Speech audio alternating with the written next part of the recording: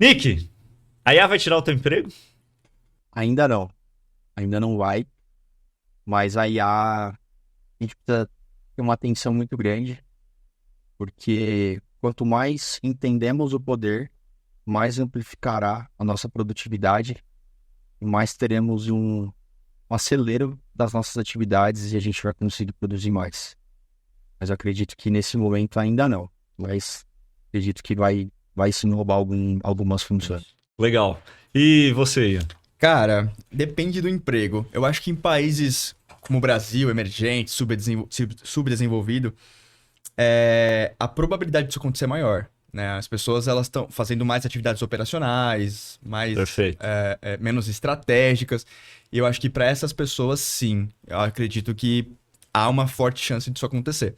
Agora, em trabalhos mais estratégicos, né, intelectuais, é mais difícil. Como um programador, né? O cara que faz ali um código, um SQL, vai, vamos falar mais da galera de dados, né? SQL, o cara que tá ali, ele sabe codar e tal, beleza. Pra esse cara, acho que a chance disso acontecer é maior. Agora, essa cabeça que tá pensando no estratégico, por que que eu quero fazer isso? Qual que é o meu objetivo? Onde eu quero chegar? É difícil. A inteligência artificial vai demorar um pouco mais de tempo pra roubar, né?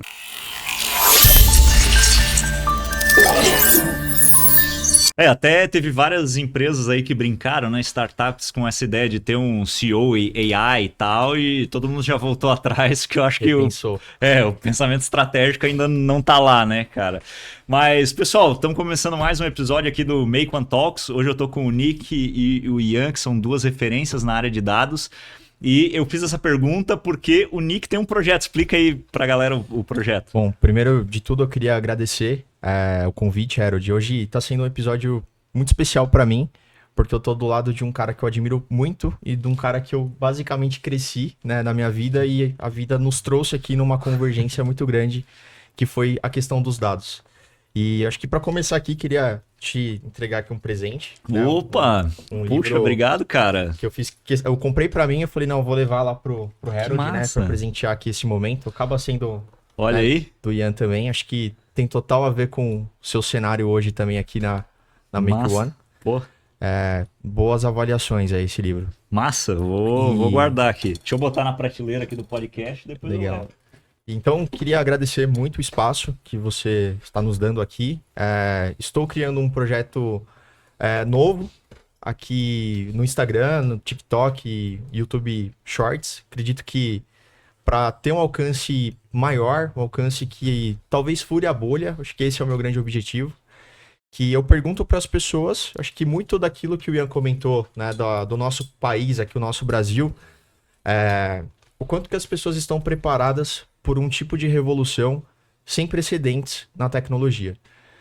Então, eu pergunto para as pessoas, né, se a IA vai roubar o emprego delas, mas como um gatilho para a gente ter uma discussão. E tá sendo um projeto que eu tô aprendendo muito, Uhum. porque o conteúdo ele acaba sendo rápido, mas depois acaba tendo uma reflexão, as pessoas me fazem perguntas ali no, vamos dizer, no backstage, né, depois da gravação, então eu acabo Aham. tirando bastante dúvidas ali, até como a figura de dados, né. Eu acredito que o tema de inteligência artificial ele é um tema muito novo para todo mundo. E assim, existe o especialista de inteligência artificial da parte técnica e o especialista da parte que é a parte que você tá liderando hoje aqui, né? Com iniciativas, pensando em soluções, a parte Sim. empreendedora. Então, eu acredito que eu tô ali no equilíbrio. Acho que toda a minha carreira técnica me trouxe um equilíbrio para pensar também em soluções, pensar na área técnica e trazer uma desmistificação, assim, do tema para as pessoas. Então, isso para mim tá sendo muito rico, muito valoroso. E tem muita coisa para vir ainda. Tô muito animado com o projeto, tenho recebido bastante feedbacks críticas construtivas também do que a gente pode melhorar. Uhum. Então tá bem incipiente. E eu lembro como se fosse hoje, do dia que eu falei pra você do projeto, né? Acho que uns 3 meses atrás. Aham. E as coisas só deram sequência e a execução tá sendo muito gratificante. Eu acredito que isso vai alcançar muita gente e pode trazer uma certa tranquilização para as pessoas. Acredito que muitos jovens possam assistir os Reels, assistir as conversas ali e se impactar, vamos se motivar a ir atrás desse conhecimento. E a gente criar essa transformação que a gente quer pro Brasil e empoderar isso. Não, sensacional. Pessoal, a gente já falou várias vezes aqui no podcast que inovação é igual experimentação, Isso aí. né? E aí você abre uma oportunidade já de a gente entrar no tema dados, né? Legal. O que é o legal das ferramentas digitais hoje, que eu vejo que muitas empresas ainda não perceberam, assim, né? Quando o Nick começa um projeto como esse, vocês seguirem aí, né? @Nick... NIKN Data, Nick and Data, né? Massa. Uma alusão a rock and roll. Em que eu todos gosto os canais? bastante. Em todos os canais. Todos os canais, legal. Tem até a jaquetinha de É. couro do... Eu não sei se é do Rock ou do Huang, Não, né? Então, hoje eu tô inspirado no Jesse Huang, mas trazendo uma personalidade meio rock and roll aqui. Né? Massa. O que é legal, pessoal? Fazer experimentação no passado, na minha opinião, era muito mais difícil, porque hoje o Nick pega o celular dele, bota na frente de alguém perguntando: você acha que a IA vai roubar o seu emprego? Aí ele consegue ver os dados ali na hora, na rede social, do impacto que isso está dando. E com essa experimentação, ele consegue tomar uma decisão baseada em dados do que melhorar. E, cara, é incrível como... E eu às vezes me pego, né? Tipo, eu quero produzir o meu conteúdo. Não, mas os dados estão me dizendo para onde que o meu conteúdo tem que ir, né? E às vezes eu não paro para pensar nisso. E eu vejo que muitas empresas ainda estão completamente cegas à oportunidade de experimentação que vem a partir dos dados. Tô certo ou tô Não. viajando? E isso é muito interessante que você citou, porque quando eu tive essa ideia, a minha grande questão era como que eu posso levar, como eu posso trazer o conteúdo de inteligência artificial do ponto de vista das pessoas. E foi muito engraçado porque eu estava num evento de dados, que eu participei de um painel, e naquele momento eu já levei o microfone porque em alguma parte eu ia me dar na cabeça de gravar esse conteúdo. Uhum. Eu tava voltando na Paulista à noite, eram umas 9 horas da noite. Eu encontrei 3 grupos, um grupo de 3 estudantes. Eu tava com um amigo que tava comigo nesse evento. Falei, Naman, o nome dele é Felipe Naman, queria até agradecer ele aí por ter apoiado o projeto. Naman, você consegue me gravar? Ele falou, mas o que você quer fazer? Aí eu expliquei pra ele rapidamente, abordei as pessoas e falei, eu sou um criador de conteúdo, nem tinha canal ainda. Tinha nada. Eu sou um criador de conteúdo, falo sobre inteligência artificial, queria fazer algumas perguntas pra vocês. Aí a galera, não, legal, vamos, né? Aí eu fiz as perguntas, só que totalmente novato nesse mundo de conteúdo. Eu acabei, me apresentei, falei o que eu ia fazer e fiz as perguntas pras pessoas, umas perguntas que me deu na minha cabeça naquele momento. Perguntei sobre a IA, riscos, o que elas imaginam pro futuro, e foi um conteúdo longo. Quando eu publiquei, e eu fui aprendendo a fazer edição e tudo mais, e eu publiquei, isso não viralizou tão bem assim. Uhum. Por quê? Porque o conteúdo tem que ser rápido. E eu preciso de um gatilho pra pessoa permanecer no meu Reels. E uma coisa que eu percebi por conta dessa minha apresentação, né, que eu fiz, aquela coisa totalmente incipiente de produção de conteúdo, as pessoas ficavam nem 5 segundos no meu vídeo. Olha aí. Eu pensei, depois eu fiz um vídeo, eu fui num evento, numa convenção de tatuagem, um lugar totalmente diferente, fiz as perguntas também sobre inteligência artificial, e de novo, o mesmo erro, mas é um erro natural, né? A produção de conteúdo é um aprendizado constante. Eu também não criei esse gatilho, mas, né, uma grande amiga minha, tatuadora, ela falou algumas coisas muito interessantes sobre inteligência artificial, então esse vídeo viralizou mais. Então eu entendi, falei, aqui tá sendo uma loteria. E aí eu comecei a pensar, comecei a estudar alguns conteúdos sobre entrevista, e eles começam não fazendo perguntas sobre nome, profissão, eles começam fazendo perguntas sobre um gatilho. E o meu gatilho que eu encontrei foi isso. Se a IA vai roubar o emprego. Porque isso é uma questão que tá em todo mundo. Quando fala de inteligência artificial, é a maior preocupação se a inteligência artificial vai roubar o emprego. Só que nisso, o que eu acho interessante quando eu abordo as pessoas e explico o meu conteúdo, ninguém sabe muito bem falar, olha, eu não sou um especialista em inteligência artificial. Tudo bem, não tem problema você não ser um especialista, mas eu quero saber a sua opinião sobre. Igual, eu entrevistei uma família, esse Reels vai até... Eu vou postar, inclusive hoje, pessoal, fiquem ligados aí, 6 horas da tarde. Hoje, quando a gente tá gravando. No dia 10. Não necessariamente. Já deve estar disponível quando vocês assistirem. Verdade, agora fez sentido. Eu não tô muito acostumado com essa podcast, mas enfim. Vai estar disponível no dia 10 de julho, uma família. E a própria família tem alguns insights diferentes entre si. Legal. Né? Legal. O marido fala uma coisa, né? A esposa fala outra e o filho fala outra, né? Uma geração totalmente diferente. Então, Legal. acho que é trazer essa abordagem, esse insight de que, meu, assim, a gente tem margem para estudar, a gente tem margem para conscientizar, eu acho que esse é o grande ponto, assim. Então, tá sendo muito legal e você estudar o seu conteúdo e você testar novos formatos, né? Gatilhos para as pessoas te seguirem, gatilhos até para as pessoas permanecerem ali e entender que aquele conteúdo vai ser benéfico para ela, isso é constante, é com o tempo. A gente estava até conversando hoje, vindo para cá, é que a produção de conteúdo ela tem que ser constante. E ela tem que ter um foco. Você não pode sair desse foco. E, cara, assim, né? Eu, como um telespectador do conteúdo, né, do Nicolas, o que ele acabou de comentar, né? As pessoas... Eu nem sabia que era Nicolas. Descobri agora. As pessoas, elas têm às vezes, da mesma família, tem uma percepção divergente do que é determinado assunto, que no caso é inteligência artificial. Voltando naquele tópico do Brasil e tal, eu acho que precisa existir também uma certa conscientização da galera, algum projeto, né, por parte do governo, enfim, da base educacional, para que as pessoas não fiquem com medo da inteligência artificial. Ela tá para ajudar, né? E que não é simples assim, vai roubar o emprego. Mas depende do emprego. De repente ela vai facilitar a tua vida. Sim, né? transformar. Sim. Vai transformar. No meu trabalho eu uso inteligência artificial. Né? De uma forma muito incipiente? Sim, mas uso. Mas a cabeça estratégica da coisa precisa ser eu. Sim. E não a inteligência artificial. Ela tá ali para me suportar. Mas será que será que esse é o melhor caminho? Né?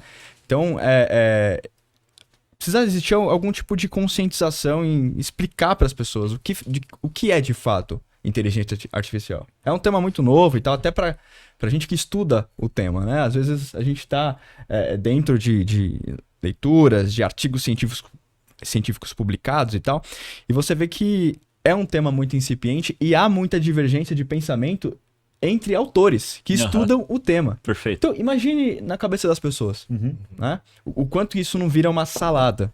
É complexo, né? E aí precisa ter, como eu falei, né? Precisa ter uma esfera acima aí para tentar ajudar essa galera. E tentar ajudar ensinando. Precisa incorporar isso na educação, nas universidades, nas escolas, etc, etc. Para que no futuro não roube o trabalho. Que seja só uma ferramenta. Perfeito. Eu amei essa tua preocupação educacional, Ian, porque a minha vida mudou completamente com isso aqui, ó. Só que quando eu parei de consumir e eu passei a produzir. E, cara, usar no meu trabalho. Aí tive a oportunidade de até... Fui o primeiro colaborador de uma EdTech lá nos Estados Unidos, fui morar nos Estados Unidos e assim por diante. E isso aqui mudou a minha forma de trabalhar, de agir e tudo mais, né? E eu vejo que a dor do que pode acontecer agora é que a gente pergunta, o Nick tem perguntado para uma galera aí sobre inteligência artificial, a galera, bastante gente até tem falado, me surpreende quanto de gente tem falado que usa o ChatGPT, mas cara, o cara pode se tornar somente um usuário. Somente.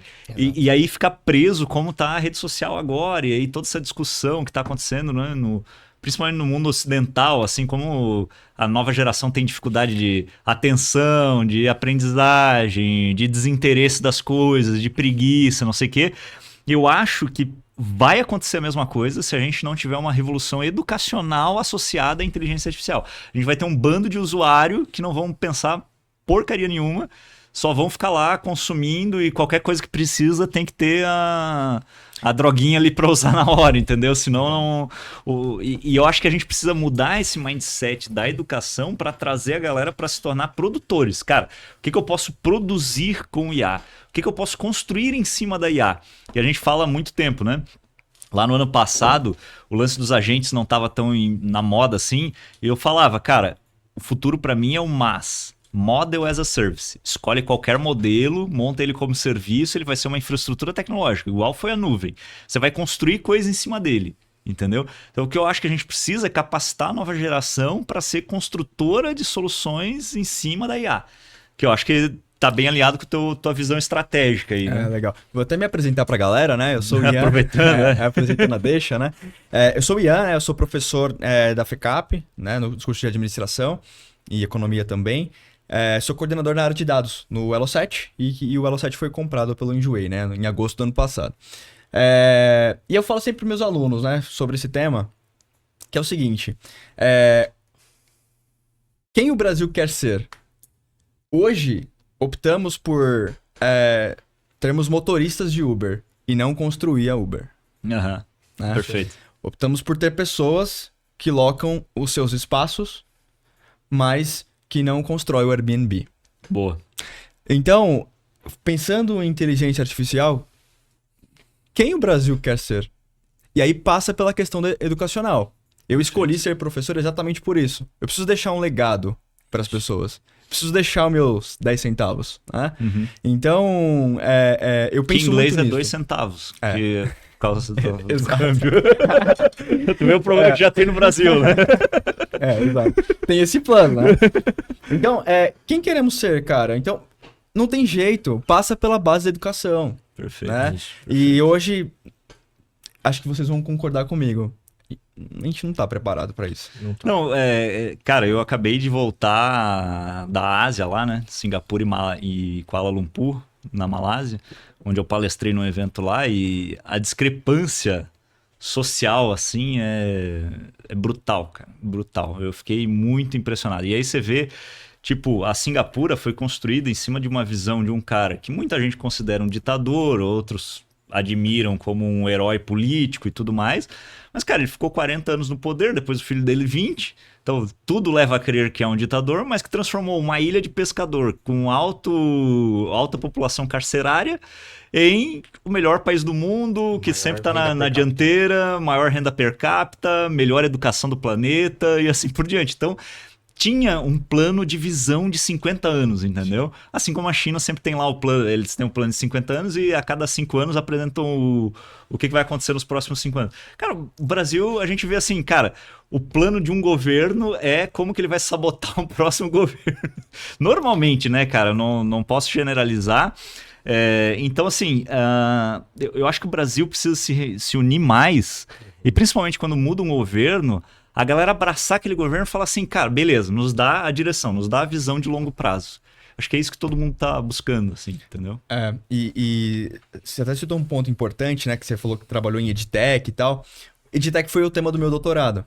Né? Legal. Eu sou um cara incomodado com a educação, eu acho que a educação precisa sempre ser repensada da forma como é. E cara, quando você vê os artigos publicados sobre EdTech, eu fiz uma revisão de literatura, todos os artigos publicados no mundo sobre o assunto. Cara, muitos dos estudos são feitos em empresas de Singapura, empresas americanas. E quem são esses pesquisadores? Indianos. Né? Interessante. Então, pesquisadores brasileiros sobre o tema, praticamente eu. Porque pouquíssimos. Então, é um outro ponto, né? Então, onde tá a tecnologia hoje, né? Cara, eu espero que a gente ainda tenha a oportunidade de trazer o Eric aqui. O Eric é um colega meu que também é professor de doutorado e ele é um gênio assim, na área de dados. Ele fez o doutorado dele na Holanda, num projeto com a Philips e tal. E foi muito engraçado, cara, porque no pós-doutorado dele, ele estava fazendo uma pesquisa para uma instituição famosa aí de pesquisa do Brasil sobre a evasão dos talentos no Brasil. E aí o que aconteceu? Ele conseguiu um emprego numa universidade nos Estados Unidos e está indo embora. Ele falou, cara, eu virei o objeto da minha pesquisa. Hoje em dia, muitas pessoas que se formam, fazem um doutorado, né, nessas grandes instituições de grandes projetos, eles não ficam no Brasil. E aí eles criam Porque eu acho a que falta uma visão, tecnologia né? de inteligência artificial, tudo que tá no berço ali de tecnológico, eles ajudam a criar. E um ponto que eu converso muito isso, assim, com o Ian, e por ele ser professor, é que o Brasil não é que faltam talentos. Acho que muito pelo contrário, o Brasil tem muitos talentos aqui. Tem muitas pessoas que colocam as coisas para funcionar, que tem muitos bons insights. O brasileiro, ele é muito versátil, né? A nossa forma de pensamento.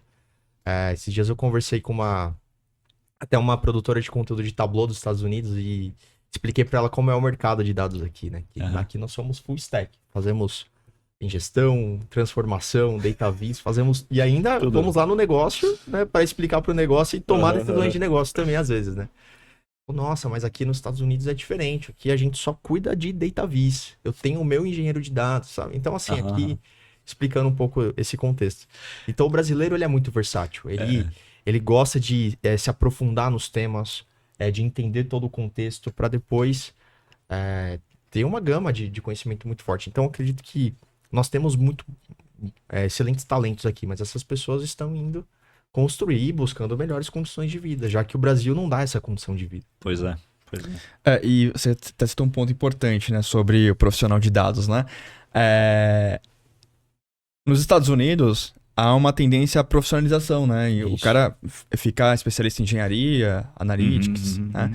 Aqui no Brasil, não sei se vocês têm a mesma percepção, mas até as empresas meio que se confundem, né? O que é um profissional o que é um analista de dados, É isso. o que é um cara de BI, o que é um engenheiro de dados. Há uma confusão, né? Há muitas empresas que acham que um analista de dados é como se fosse um cara que prepara o dashboard, um cara que faz a engenharia. É o cara que faz tudo, né? Faz tudo. Exatamente. Então, e a gente até, por ser versátil, por sermos, né? A gente acaba dando um jeito e vai. Só que você tem uma dificuldade de se especializar, né? Porque são tecnologias diferentes, são plataformas diferentes. E essa é a minha visão, assim. Acho que a gente tem uma tendência, tem uma confusão que rola, que as empresas precisam perceber o que é cada profissional, né? Legal. E talvez isso tenha a ver também com a questão da liderança do país, assim, de tipo, tem um monte de recurso natural, legal, podemos explorar essa área, entendeu? Então fica tudo muito disperso, assim, né? Podemos fazer um monte de coisa e aí todo mundo abraça tudo e não fecha a conta em nada, né? Tipo, não se destaca em nada no final das contas, né?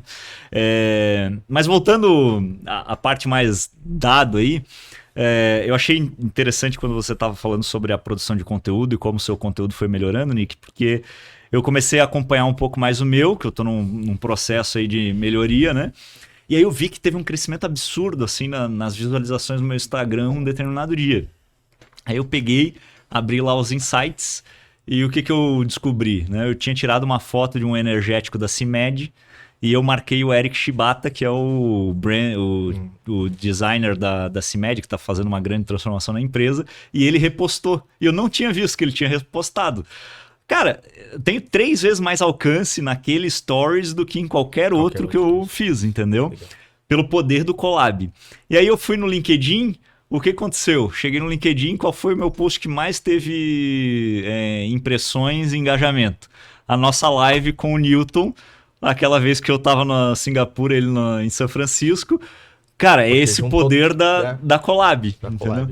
collab, Impressionante. Aí o que eu vejo, pessoal, e aí vocês podem ajudar, a gente vai aprofundar mais em dados. Eu vejo que a maioria das empresas, minha percepção, tá? Não quero generalizar, mas eu acho que tem empresas com grande nível de maturidade aqui no Brasil, tem outros com baixíssimo.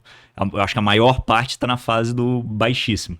Não tem essa competência de tipo assim, cara, deixa eu olhar esse dado aqui, deixa eu tomar uma decisão estratégica com relação a esse dado e aí eu sigo.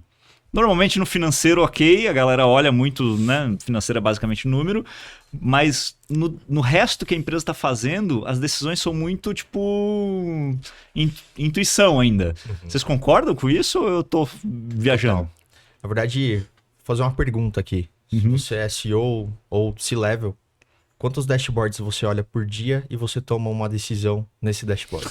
Boa Você provocação. Você tem esse dashboard? Acho que essa é a primeira pergunta, tá? Se você não tem, bom, alguma coisa tá acontecendo de errado, né? Perfeito. Beleza? Perfeito. Então vamos começar do começo. E por que eu tô fazendo essa pergunta aqui? Para você, CEO, C-Level ou qualquer cargo estratégico. Porque falta um cargo estratégico de dados para estar do seu lado. Hoje, o Brasil ele tem uma cultura de que dados ele tá dentro de uma estrutura de TI. E é legal, funciona, mas ele precisa estar como estratégico. Porque quando você cita qualquer tema de dados, e aí não tem como, né? Você também trazer o contexto de tecnologia, trazer contexto de plataforma, isso é custoso. Isso é um investimento sim de longo prazo. Não tem como você fazer isso como quick win. Né? Então você precisa ter alguém ali do board apoiando esse tipo de decisão estratégica. Então, o Brasil falta isso. Falta uma cadeira de CDO. Você hoje está numa cadeira de Chief AI Officer. Uhum. Então, você está pensando em AI para a Make One, né? Então, a sua função, né? O seu drive estratégico é esse. Então, se alguém perguntar, hoje, a Make One tem AI? Tem. Tem um Herald que ele está focado nisso. Uhum. Mas muitas empresas não têm. Não tem. Eu trabalhei na Serasa Experian. A Serasa Experian tem um CDO. Sim. Tudo bem que o mercado deles é totalmente focado em dados, né? O insumo ali são dados. Uhum. Mas tem um CDO. Mas de qual empresa que não é hoje? Entendeu? Não, sim. Sendo que você Concordo. gera dados o tempo inteiro, óbvio. Não é o core da empresa exato. vender dados, como é o caso da Serasa, mas toda empresa tem um pool de dados gigante, Exato, né? exato. E assim, eles tinham um CDO. Então lá, falar de tecnologia de dados para eles é algo muito tranquilo. É algo Sim. muito discutível no dia a dia. Sim. Agora, você tem empresas que eles vão considerar uma plataforma de dados muito custosa. E aí eu acho que é o ponto, Harold, que eu queria trazer aqui de provocação também, que existe um elefante branco em toda reunião de C-Level hoje que se fala em dados. Que é a questão de como que vamos implementar inteligência artificial no curto prazo. E aí, assim, existem dois caminhos. Eu digo que a inteligência artificial hoje existem dois caminhos. Não sei se vocês concordam comigo. Que é o caminho do commodity, da produtividade, e o caminho da personalização. Uhum. De Perfeito. fazer coisas totalmente novas. Uhum. A questão da personalização e da produtização, tá? O caminho do commodity é o seguinte. Não, mas meus colaboradores estão utilizando o ChatGPT, a gente liberou para eles. Nós liberamos ali o Copilot. Ah, mas tal ferramenta ali tem o assistente. Isso é legal, mas isso não cria um diferencial competitivo entre empresas.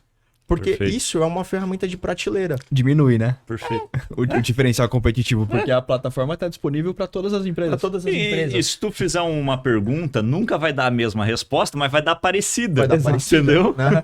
Então, assim, hoje, se um CEO ou um diretor falar que está implementando inteligência artificial pelo simples fato que liberou o ChatGPT, me desculpa, você não está utilizando inteligência artificial Perfeito. no estado da arte que você consegue implementar.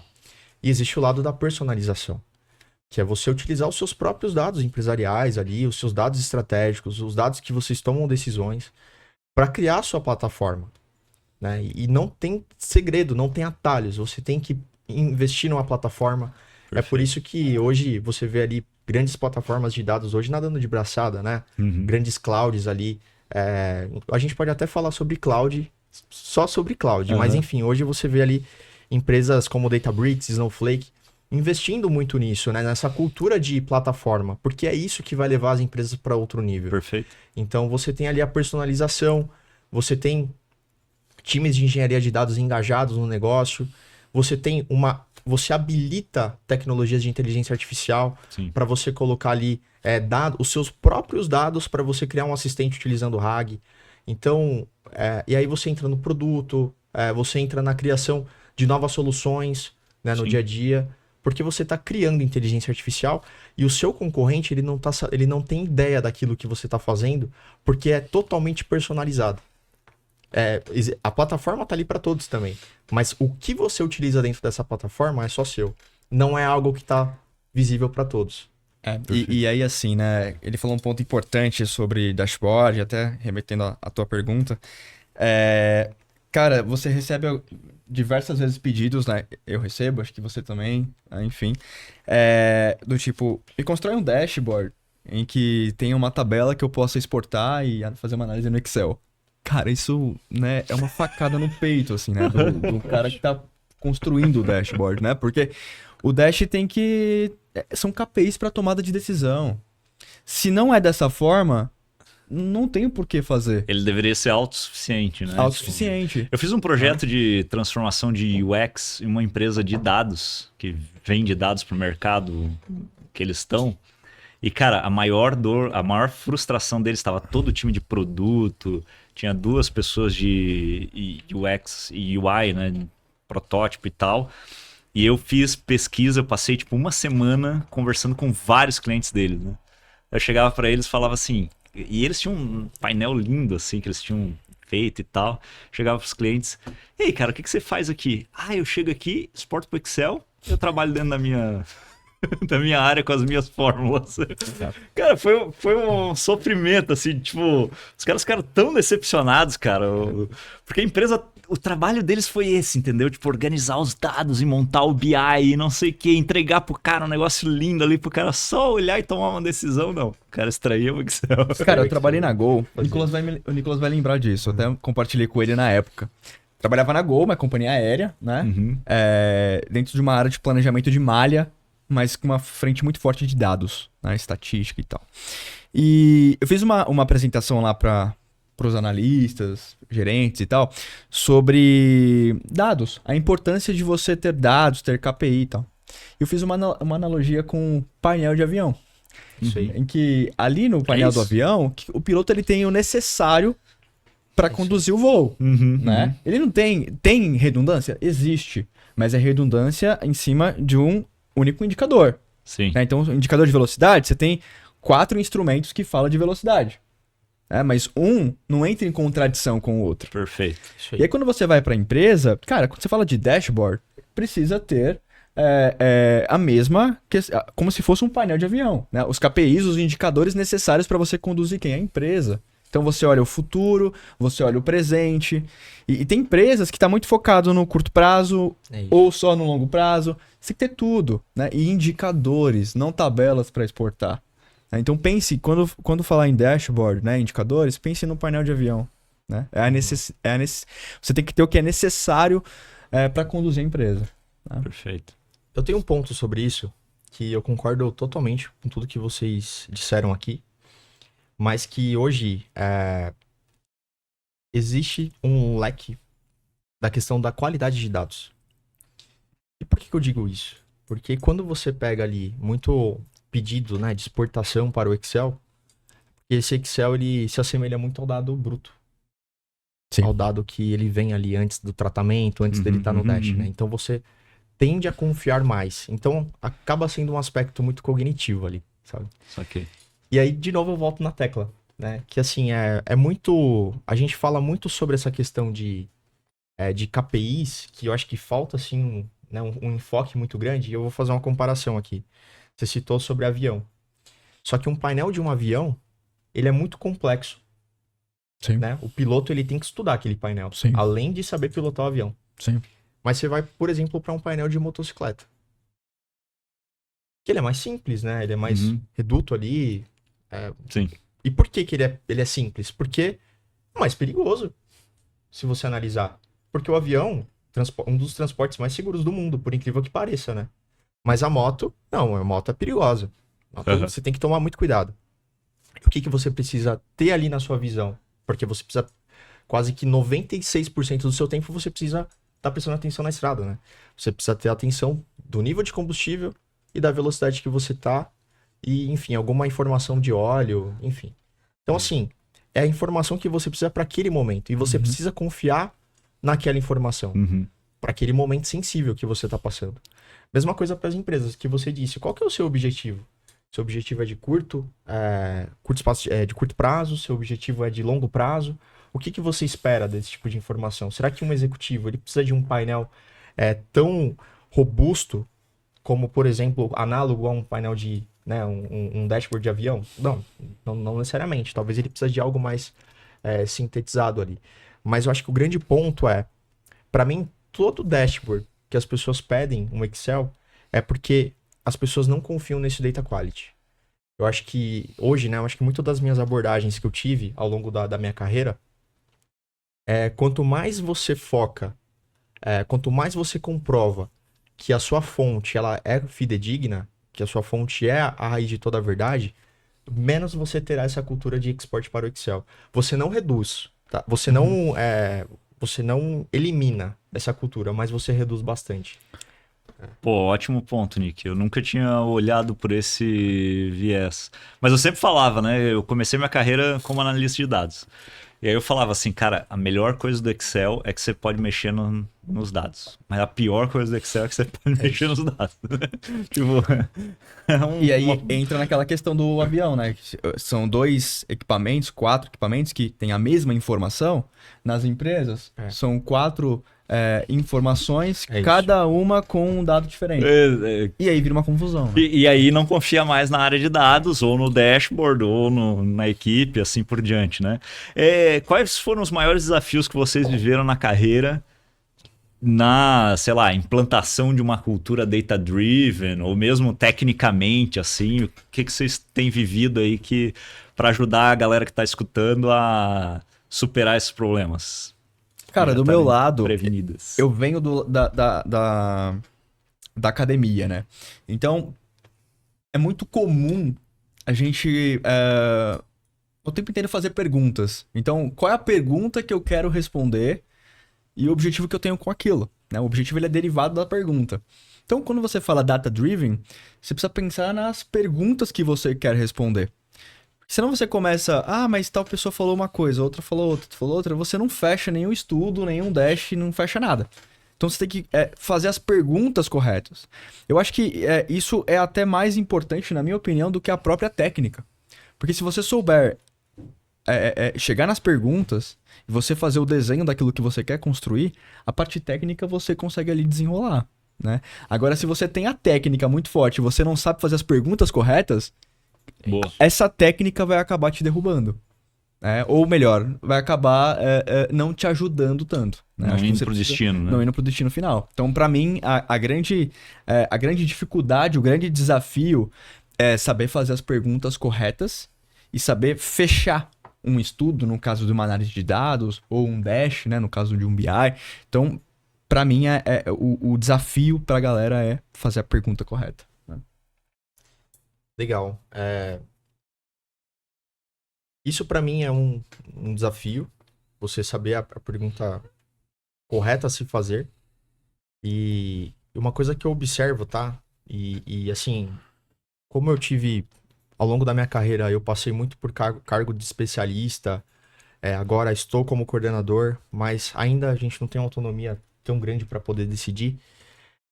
Hoje o mercado ele tá muito pulverizado com muitas tecnologias. Então, quando você vai fazer um investimento, que é de novo eu reforço, um investimento em dados, ele é um investimento sim de longo prazo, e ele é um investimento custoso. Não tem para onde fugir, não tem atalhos. Qual É importante ferramenta- isso, né? Ele não é caro, ele é custoso. O Nick usou o investimento. termo certo, é um investimento, Ele é um exatamente. investimento, né? Mas assim, a gente não pode ser hipócrita de dizer, é um investimento custoso, mas Aham. você fazendo a pergunta certa, você tem um alto ROI. Perfeito. E é um grande desafio você ter um ROI de dados. Eu costumo usar uma analogia que o dado, ele é como se fosse o sal. Por que eu digo isso? Você vai nos melhores restaurantes hoje. Restaurante gourmet, tudo mais ali, Uhum, chefe do Masterchef e etc. Pode ter certeza. Todos os restaurantes gourmets, eles vão utilizar o sal. O sal é o dado. E o dado, ele não, em tese, ele não é tão caro assim, né? O dado, você tá gerando ele, né? Mas o que é custoso no restaurante gourmet ali, né? O que você tá pagando em investimento? É o conhecimento do chefe de cozinha saber utilizar o sal na medida certa.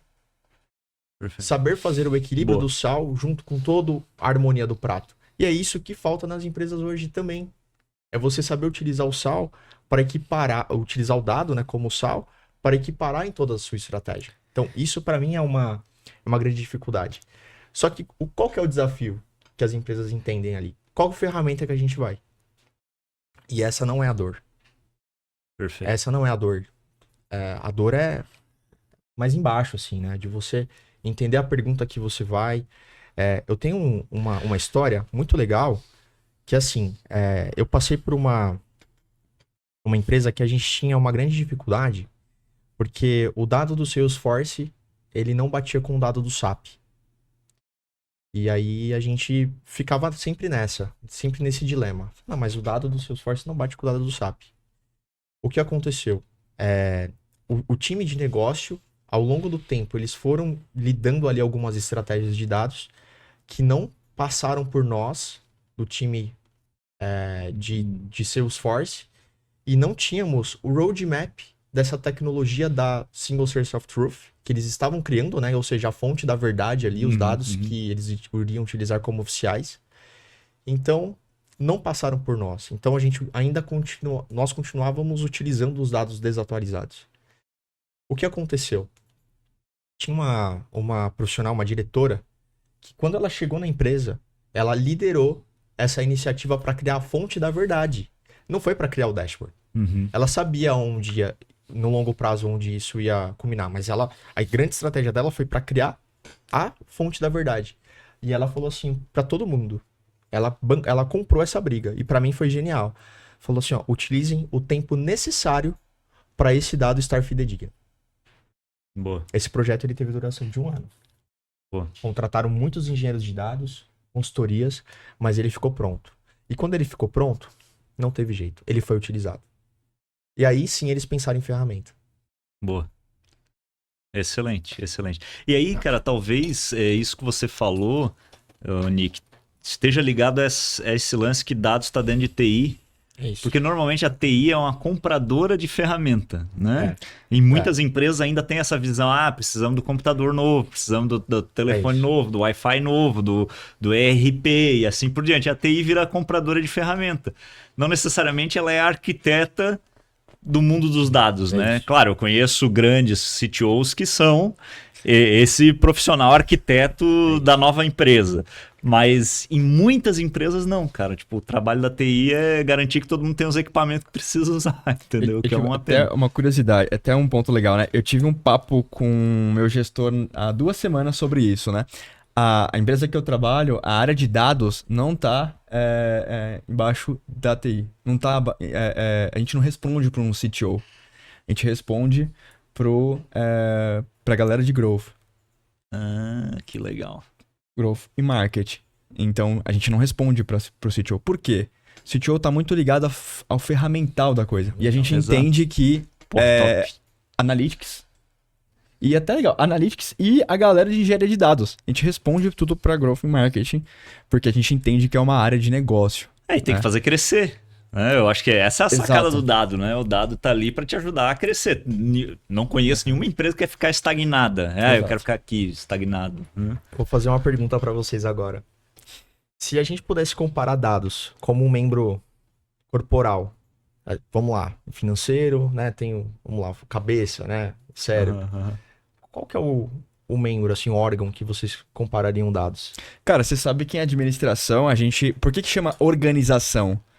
Do organismo mesmo, né? Porque a empresa ela funciona como um organismo Perfeito, financeiro, perfeito. RH, e não tem área mais importante e menos importante. Tudo tem que estar ok para funcionar. Mas para mim dados é a cabeça da coisa, Cabeça. né? É a parte ali que vai as pessoas que trabalham com os dados, né? Para mim é a cabeça pensante. Pô, tu me deu a oportunidade de falar uma besteira aqui, cara, que eu acho que a gente vai ter que cortar no podcast, mas eu pensei que, cara, já que faz crescer... Não, tem um... Ué, tem um quem senso- faz multiplicar, né? Só Não, tem um órgão pode que faz ser, multiplicar pode ser. em qualquer Exato. um dos sexos, né? Pode ser, pode ser. Não, Pode ser, porque é uma... Pode ser, legal. Porque eu vejo É muito legal essa isso. reflexão. Eu vejo muito isso, entendeu? Tipo, eu acho que tem decisões na empresa que você vai tomar com o coração, assim, cara, que é uma parada, sei lá, o histórico do CEO, tal, que Fundador, vai ter, né? vai ter intuição ali que vai dar certo, entendeu? Foi a sacada que aconteceu aqui na Make One, quando começou a história do VoIP, o nosso CEO foi lá e falou assim, cara, a gente precisa entrar nessa área de infraestrutura de internet, senão a gente vai ser atropelado, porque a voz vai morrer, vai deixar de ser só telefone normal, vai ter dados junto. E aí foi lá e trouxe Aruba, faz poucos dias antes dessa gravação a gente ganhou um prêmio em Las Vegas, maior parceiro da Aruba na América Latina, que é infraestrutura de Wi-Fi, rede, conectividade e tal. Então eu acho que isso é um pouco intuição, né? Pode até ter o dado atrelado ali, mas eu acho que tem um pouco do feeling do cara, assim, cara, essa é a próxima onda, entendeu? E aí eu vejo, cara, que, tipo assim, não é um órgão vital, digamos assim, mas é o órgão que faz crescer, entendeu? Que se você que faz multiplicar o negócio e as oportunidades do negócio.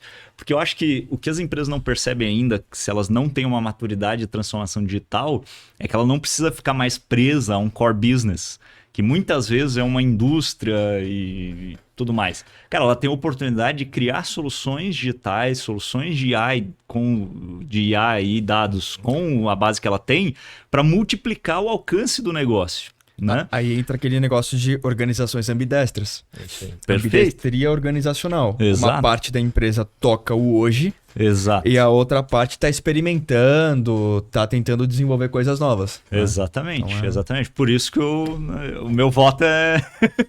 Mas sabe, mas é muito legal, né? É divertido falar disso aqui. Mas vocês dois estão certos. Porque sabe qual que é, pra mim, comparado ao sistema do corpo, que é análogo a dados? Dado é hormônio. Boa. Dado é hormônio. Ele tá tanto no sistema Nervoso, nervoso, ele tá no que você citou também, Aham. e ele tá em tudo do corpo humano, né? Perfeito. O nosso crescimento, com o passar do tempo, né? O que dá força, é tudo hormônio. Então, pra mim, dados é isso. E ele não tem uma forma. Boa. Ele não tem uma forma. Ele pode ser um hormônio específico para uma parte do corpo. Ele tem uma função específica, mas é hormônio. Excelente metáfora, É Nick. hormônio. É. Sensacional. Ele faz você crescer. E esse ponto, né, de não ter uma forma é que tá a dificuldade, né? E aí que tá a dificuldade. É 8 ou 80, né? Tipo, você pode tanto usar o dado pro bem como pro mal, né? Você É tá isso. modelando o tempo inteiro ali. E se você modela errado, Exato. você vai pro caminho errado. Exato. né? Pô, e aí eu acho que isso abre uma porta pra gente explorar um pouco de como eu e o Nick nos conhecemos, né? Que foi através... E aí eu vejo uma dor nas empresas muito grande. Tipo assim, dado é Excel. A maioria das empresas, dado é Excel, né? Cara, quando dado é Excel, você perde a oportunidade de fazer data storytelling. É isso. E eu acho que a história que o dado conta é infinitamente mais importante do que o trabalho do dado em si, né? E eu queria saber de vocês, assim, tipo, o que uma empresa pode fazer para subir esse nível de maturidade, assim, beleza, eu tenho um dado, eu tenho um dashboard, mas como que eu vou aí pro data storytelling e pro data driven? Entendeu? Essa escadinha que eu queria que vocês contassem um pouco. Pra mim, cara, é partir da pergunta. Eu acho que o tempo inteiro é fazer perguntas. A gente até tá fazendo um trabalho agora pra fazer uma investigação de cancelamento, né? Clientes que cancelam e tal. E aí até a analista que trabalha comigo, não, vamos começar a preparar os dashes, as análises, as visões e tal. Eu falei, não. Quais são as perguntas que a gente quer responder primeiro? O dado, se tem, se não tem, onde a gente vai buscar, a gente vê depois. O que a gente precisa? Vamos pensar no fluxo ali de venda, nas possibilidades de cancelamento e tal. Por que será que isso pode estar acontecendo? Vamos conversar com as pessoas, Boa. né? As pessoas que estão aqui há muito tempo, porque a gente não está interessado no feeling delas. A gente está interessado em conhecer os processos, né? Pegar o histórico dela na empresa e a decisão, né, final vai virar dos dados, né? Mas as pessoas, elas conhecem os processos. Então vamos entender o que pode estar acontecendo, vamos montar as perguntas, todo racional, e depois a gente vai para a parte da análise em si, né? Dos dados e tal. Então, para mim, a grande questão do storytelling, primeiro, a dificuldade. As pessoas tendem a ir direto para os dados, começar a analisar e tal, sem fazer perguntas, sem nada. Então, a chave faça as perguntas, depois você vai para os dados e aí você vai organizando esses dados. Porque se você faz as perguntas corretas, o seu storytelling ele vai se desenvolvendo a partir das perguntas. Vai ser muito fácil você chegar na conclusão. Agora, se você começa dos dados, cara, você vai se perder muito facilmente ali, né? Porque toda empresa hoje tem muitos dados. Sim. Então, se você não faz pergunta, cara, você vai se perder, né? Legal. Assim, dashboards, acho que o grande ponto que talvez é uma falha, né? Hoje, assim, que eu acho que é um ponto de melhoria, é que dashboards não contam histórias. Se você acha que você criou um dashboard e ele tá contando uma história, não está. Ele só tá automatizando informações e deixando essa informação visível para você. Essa é a utilidade de um dashboard. Eu tenho uma técnica que eu aprendi isso com um grande amigo, né? O Olivier Devaux, uma pessoa que eu trabalhei. Ele me ensinou a técnica do princípio da pirâmide da Bárbara Minto. Ela foi uma consultora, se eu não me engano, da McKinsey. E ela foi uma das primeiras alunas mulheres de Harvard do curso de tecnologia. Acho que Harvard ou MIT, não me recordo. E ela desenvolveu essa técnica em consultoria.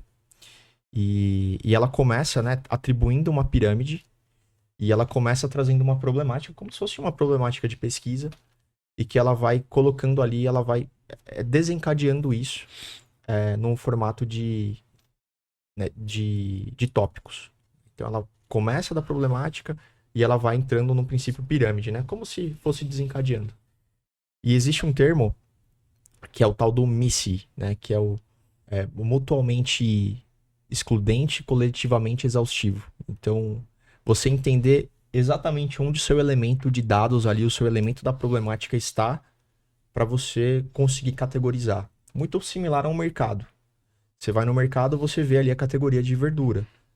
Tomate é fruta, então ele pode estar ali numa categoria de fruta, né? Mas você não vai colocar um leite ali junto com verduras, porque é laticínios. Então é mais ou menos essa ideia de você saber organizar muito bem aquilo que você precisa fazer. E tudo começando de uma pergunta, de uma problemática que você saber direcionar. E tem um ponto que, assim, o Ian citou a questão da quantidade de dados. Eu percebo que em algumas situações, a análise exploratória ela vem antes da explanatória. Mas em alguns casos a explanatória precisa vir antes. Então a explanatória ela precisa estar um passo antes. E você tem uma plenitude que você tem que tomar cuidado com dados enviesados. Porque às vezes eu acho que com grande massa de dados, e aí também volto no tema que você não tem ferramental suficiente, você está analisando somente um dado sample, um dado de amostra, e você não está tomando uma decisão na amplitude de dados que você precisa tomar. Isso acontece muito com CRM. Então é um ponto que tem que tomar muito cuidado. Né? E assim, e aí você cria uma narrativa. E assim, e aí eu acho que vem muito da primeira pergunta que você me fez nesse podcast, né?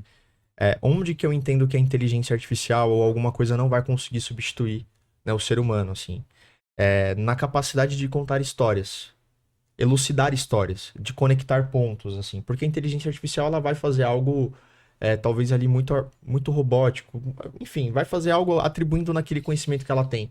Mas ela não vai colocar emoção. E as histórias precisam de emoção. Sim. O dado por si só, ele não tem emoção. Mas a gente vai colocar essa emoção pra contar essa história. E eu acho que é isso que falta. Boa. Né? Acho que isso pra mim é o tempero que falta pra criar boas histórias de dados. É criar essa emoção, ter uma boa capacidade de comunicação.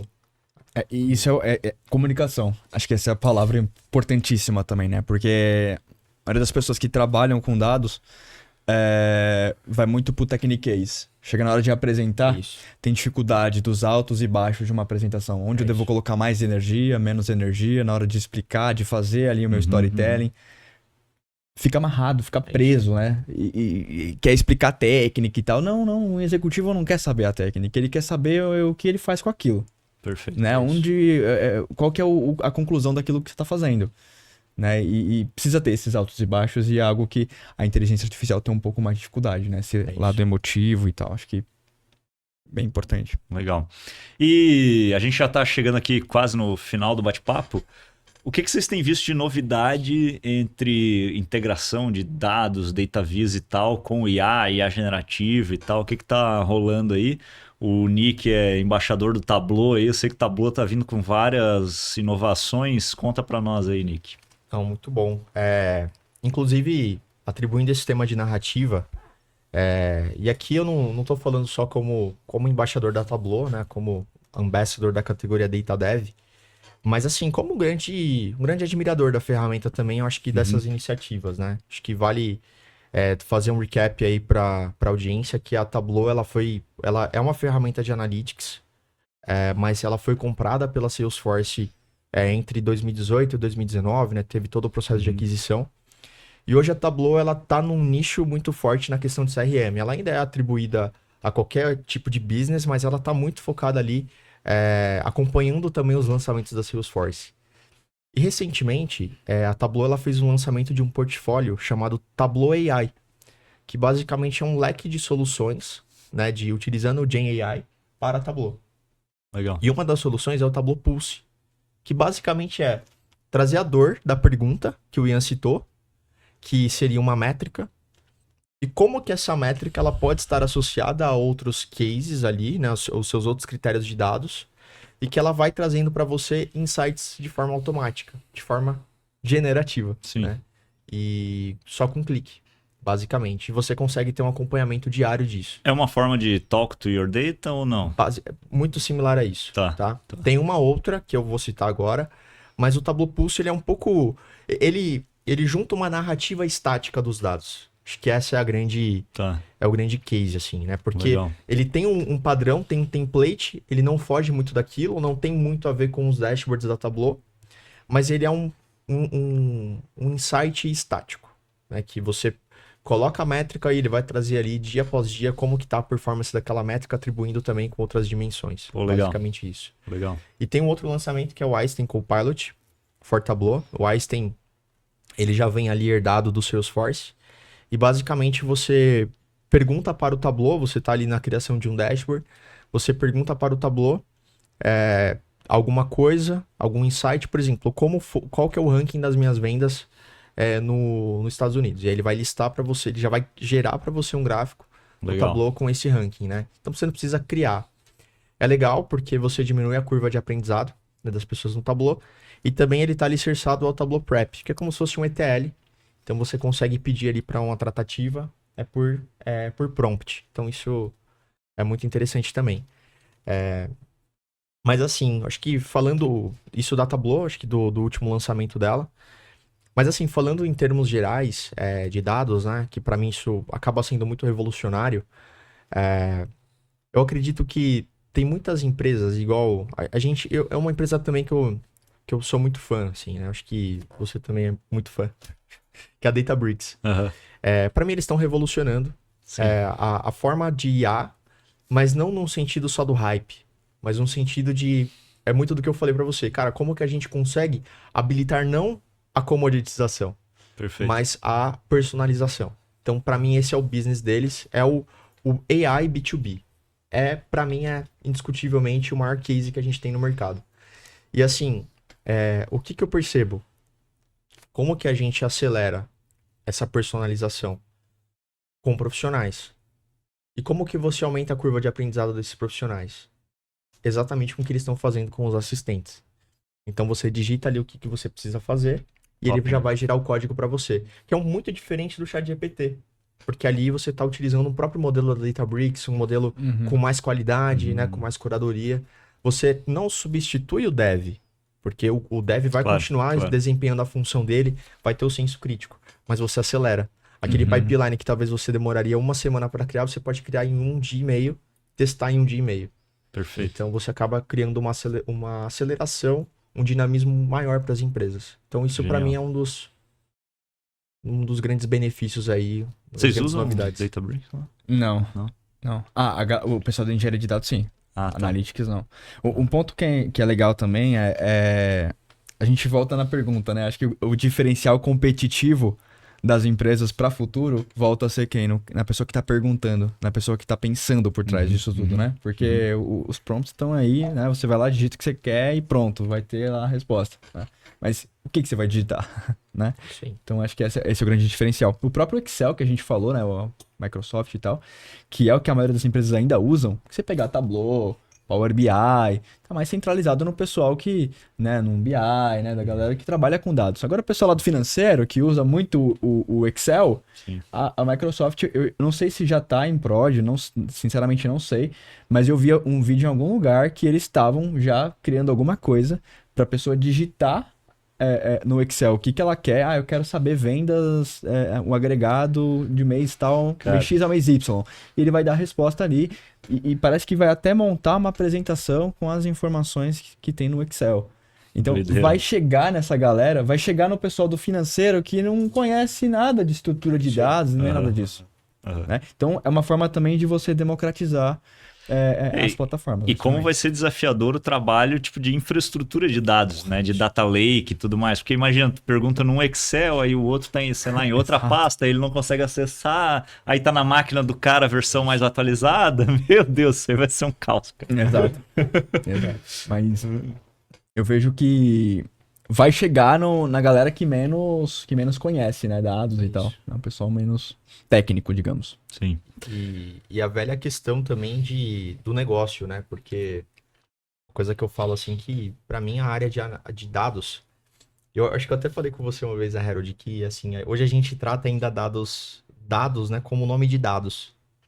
Eu não acho o nome legal. É igual, por exemplo, existe a área do dinheiro.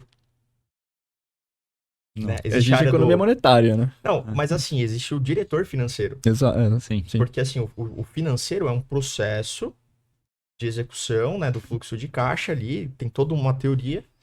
Por exemplo, diretor logístico. Não é o diretor da entrega, né? Uhum. É o diretor logístico, porque é um processo, né, da cadeia de suprimentos que está no termo logística. É igual a gente fala dados. Criou dado, gerou dado, tá ali, mas o que você faz com o dado? Então, assim, para mim, empresas maduras, analytics. Né? A pessoa que é um diretor de analytics. Porque o analytics é o processo para você transformar o dado em insight. Né? Então... Diretoria de Insights. Diretoria de Insights. Poderia ser legal. Exato. Melhor do que dados. Sendo bem sincero. Né?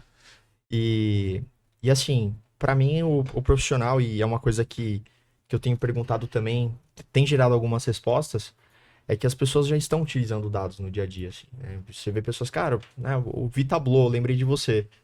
Pessoa totalmente fora do contexto de dados. Né? Pô, Nick, mas eu já trabalhei com Power BI. Sei fazer algumas coisas no Power BI. Legal também, quer dizer, isso tá chegando cada vez mais fora dessa bolha, Sim. Né, de dados, essa bolha de analytics, e indo pra galera que tá ali no negócio, no dia a dia do negócio, atuando com o negócio. Isso é legal, né? Porque existe um funil, né? Tipo, dado, informação, conhecimento, e o topo é tomada de decisão. Né? Então, o dado, ele é a base da pirâmide, né?